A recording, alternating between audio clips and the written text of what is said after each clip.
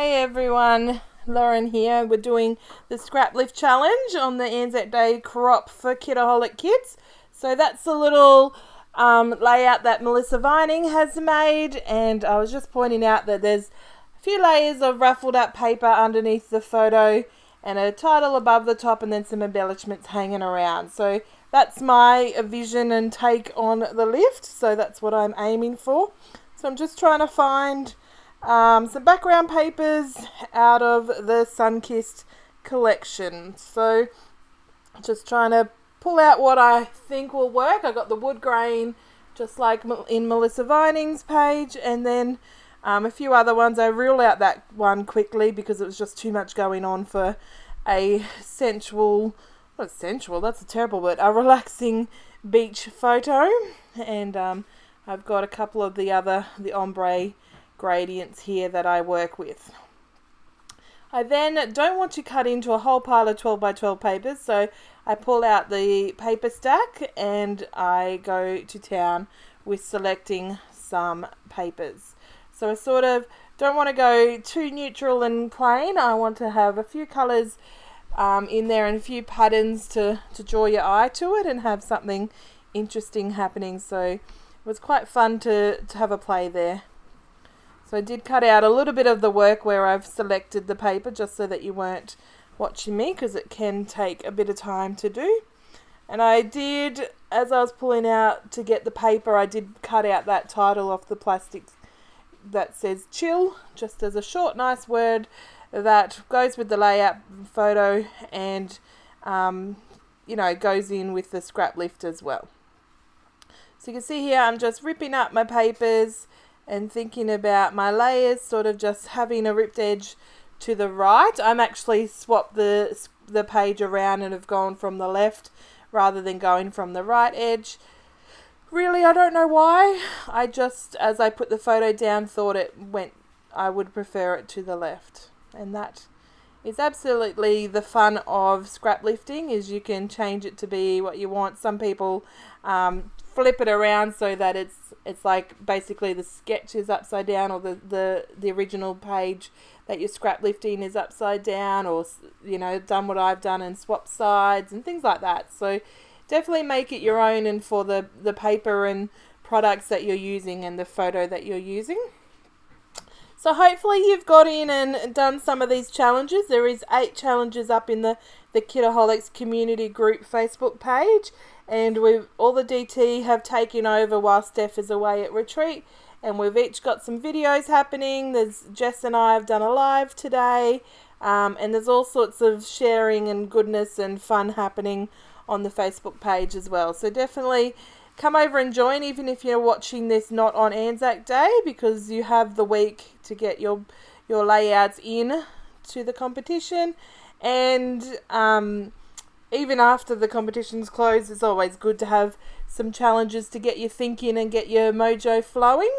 So you can see here I've got them layering up here, and I'm just putting my hand to the left to see how it sits without that there's a bit of overhang happening.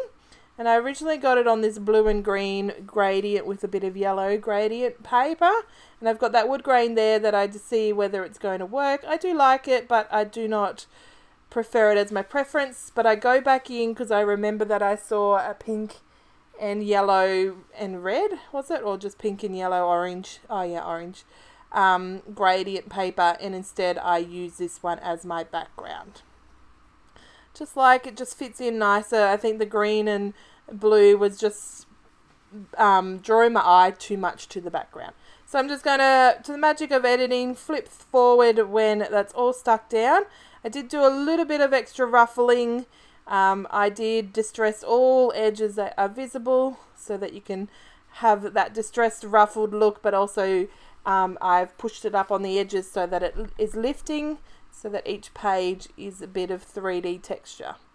So straight away I'm into these clear stickers. I'm going to layer some photos here. I'm going to layer some flowers here and a leaf. And then I'm going to work on some clusters. So I'm going to have the cluster here on the right of my photo.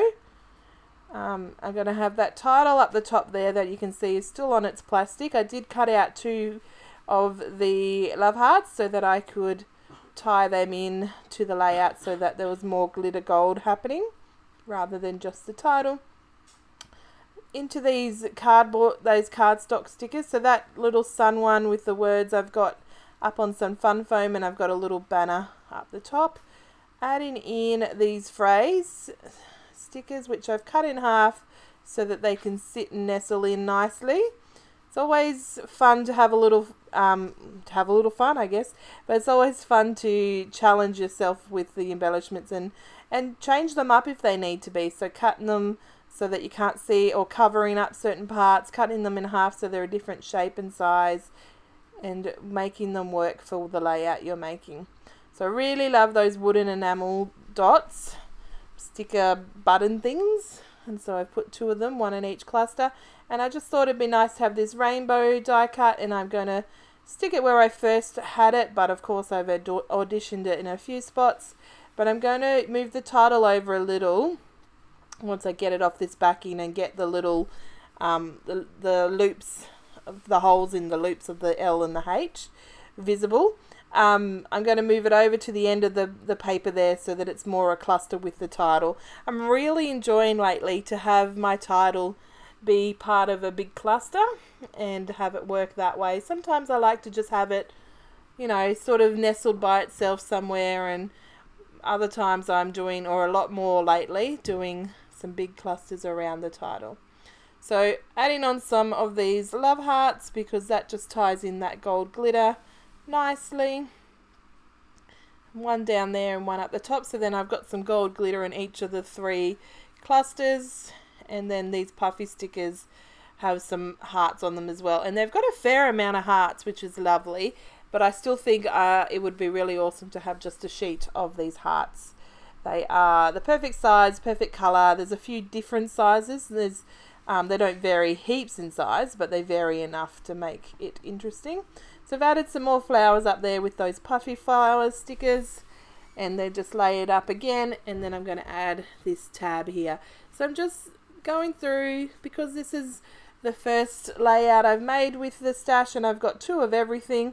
There is a lot to choose from, and can be sometimes that moment of, quick, I found something else, where can I put it? Because everything is going to work well.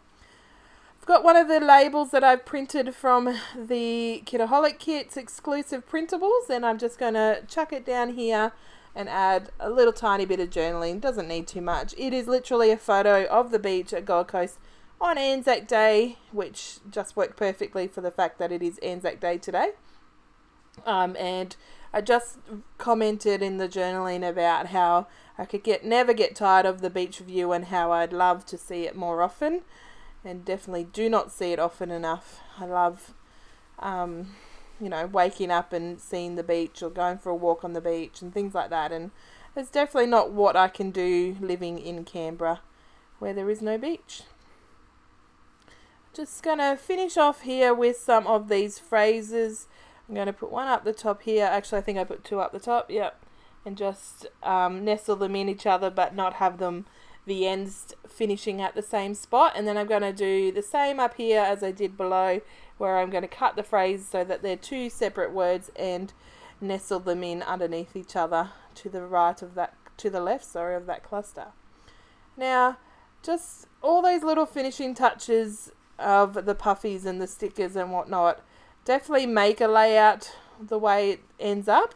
But one of the last thing that I'm going to do is what just finishes off the layout, and you can tell once you do it, you can tell you finish, you don't need to touch it anymore. But here's where I'm looking at it, and I'm wondering whether it needs a border, like a doodly border, or like what do I need, and then I'm trying to decide. It looks really silly on camera, but I put my hand over it to see what it looks like without without the paper going on, but it doesn't really give me the effect. So then I pull out the white cardstock and have a little guess at how it's going to look, and then I commit. So I just rip this edge, and that just ties in all the ripped edges that are going on with the paper layers behind the photo, and I'm just literally sticking that down. And then I will just fix up the rough edges, so you can see there's a lot of white to the bottom where my hand is there. And because it is going on white cardstock, it doesn't need to be there. And it doesn't curl up very well. So I'm just pulling that off there with some tweezers. And then I'm just roughing up the edges with my hand, pushing it up so that it sits up right a bit more, and having fun with that texture there. So that's the layout. Hopefully you've enjoyed this layout and are getting creative at the crop. See you there, guys. Bye.